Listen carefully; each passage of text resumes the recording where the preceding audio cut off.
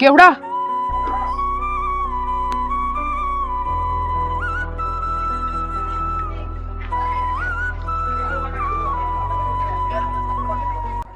असं का वागतोयस तू? माझं काही चुकलंय का ते तरी सांग.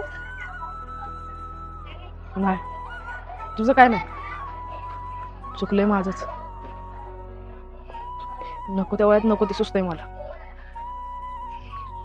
निर्णय चुकला की नाव खराब होतं हे आता कळलंय मला. आधी शाळा मग नोकरी आणि हे समज झालं तरच पोरीचा बाप हो म्हणतो.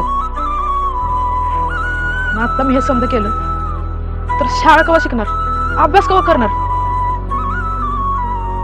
यापुढे नुसता अभ्यासच करेन.